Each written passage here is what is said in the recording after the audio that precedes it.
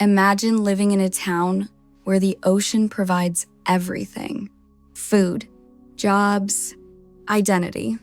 Now imagine that same ocean quietly turning against you, not through a storm or a disaster, but through something invisible. This is the true story of Minamata, Japan, and one of the most disturbing environmental crimes in modern history. Minamata was a small coastal town in southern Japan. For generations, families relied on fishing to survive. The sea wasn't just nearby, it was life itself. In the early 1900s, a chemical factory opened along the shoreline. To the town, this meant stability, jobs, economic growth. No one questioned what the factory released into the water. At the time, pollution laws were almost non-existent, and no one imagined the damage would take decades to reveal itself. And by the early 1950s, strange things began happening. Cats throughout the town started behaving erratically. They staggered. They convulsed.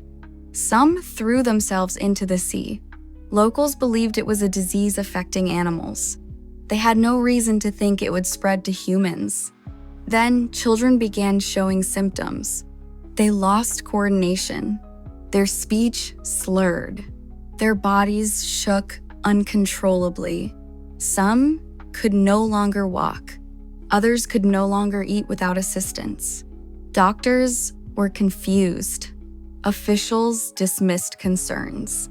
Families were told it was malnutrition, or genetics, or simply unexplained illness.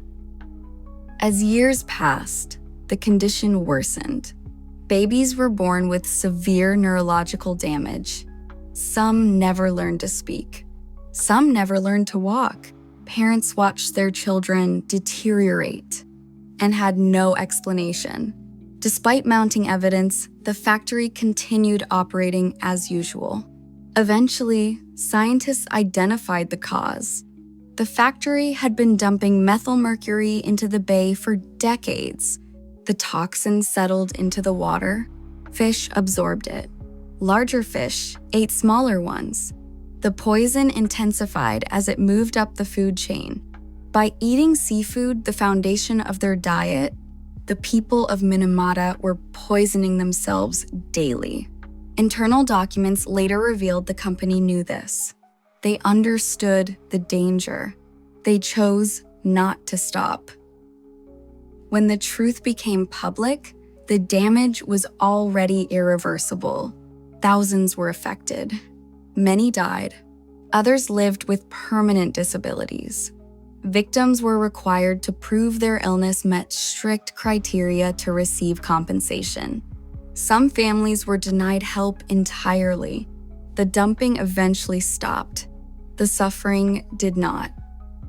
One photograph came to symbolize the tragedy. It showed a mother bathing her severely disabled daughter, a child poisoned before she was born. The image captured the human cost of silence and denial. Minamata disease was not an accident. It was the result of decisions made repeatedly to ignore warnings, to prioritize profit, and to delay responsibility. The town survived, but it was forever changed. The most unsettling part of this story is not how it ended, but how long it was allowed to continue.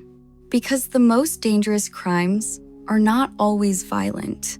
Sometimes they are slow, invisible, and carried out in plain sight.